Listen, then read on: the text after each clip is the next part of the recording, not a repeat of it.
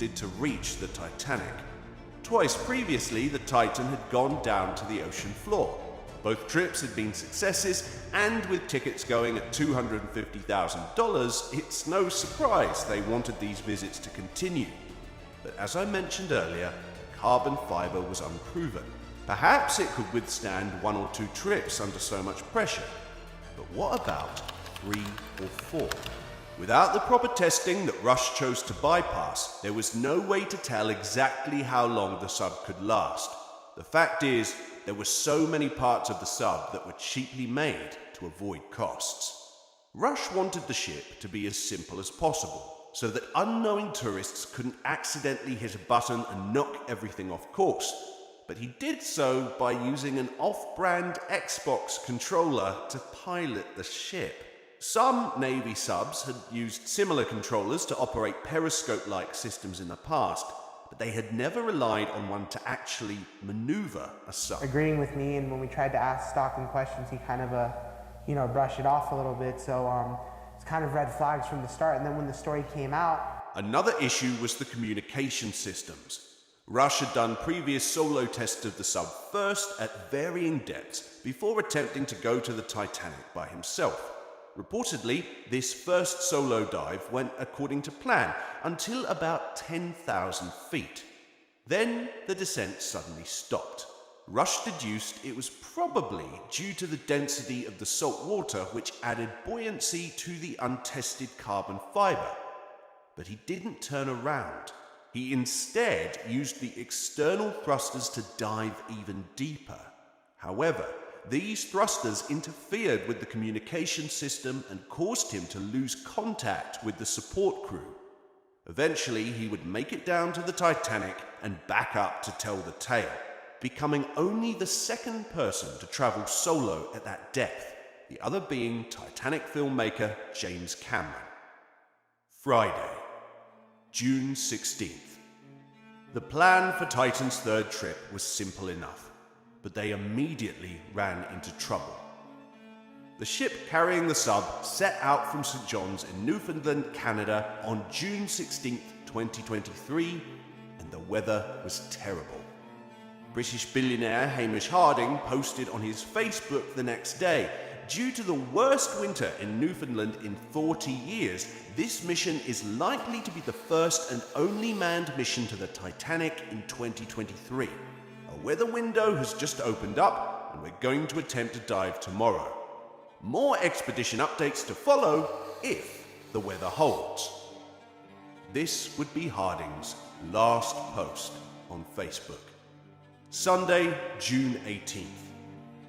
At 4 a.m. on Sunday, June 18th, 2023, the sub was supposed to start its descent to take advantage of the perfect conditions. The US Coast Guard reported that it did not start until 4 hours later at 8 a.m., but nobody is quite sure why. On board were 5 people. Stockton Rush as pilot, Paul-Henri Nargeolet, a French specialist on the history of the Titanic, Hamish Harding, a British adventurer and aviation magnate, Shahzada Dawood, a British billionaire businessman, and his 19-year-old son, Suleiman Dawood, who was reportedly terrified to go down.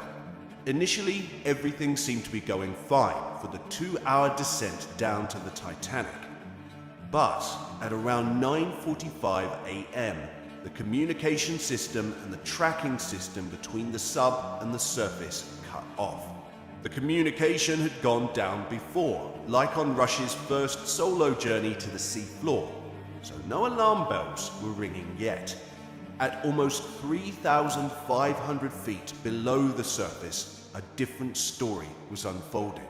They were at 3,500 feet, they lost comms and tracking, the last one being the critical one, because the transponder that's used to track a sub during descent and on the bottom is a fully autonomous system. It's in its own pressure housing and it has its own battery power. So for them to lose comms and tracking at the same time, sub was gone.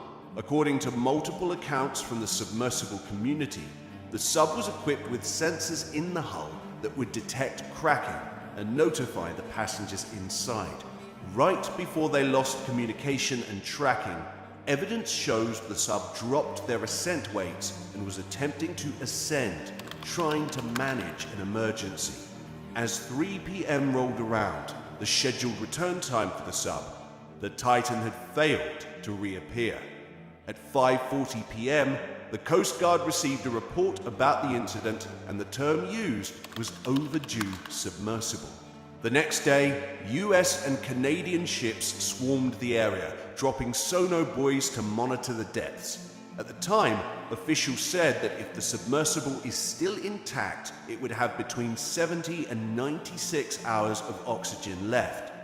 While there was substantial evidence of the sub imploding, the media latched on to the depleting air supply theory, and it went viral. And so now we are at that critical moment when air may be running very low, if not already exhausted. A race against time, very clearly, as the oxygen supply on board dwindles. On the 20th, France joined the efforts to find the ship, and the affair became an international operation, attracting media attention from all over the globe.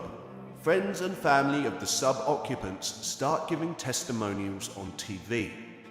On the 21st, the search continued as the oxygen clock ticked down.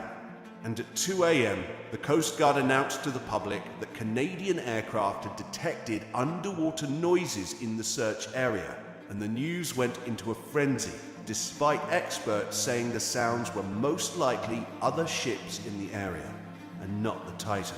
A Canadian plane picked up loud bangs on sonar in 30-minute increments. That's according to a memo sent to the Department of Homeland Security. And arriving tonight to that search site, a U.S. vessel that can recover large or bulky undersea objects, which is great news if those loud bangs materialize and everyone inside can be brought to terra firma. Crews searching for the sub reportedly heard today banging sounds at 30-minute intervals. Banging sounds near the wreck of the Titanic. Underwater noises in the search area.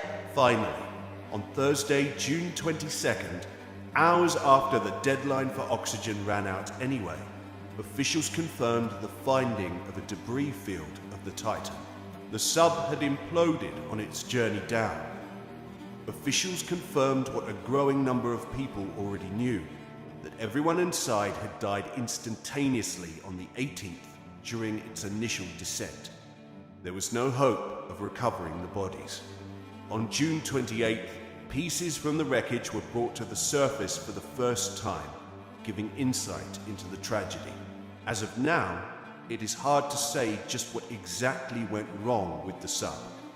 And there is a whole laundry list of items to choose from, whether it was the weakened carbon fiber hull, the underrated port, or the many other bargain store components. It's hard to say for sure.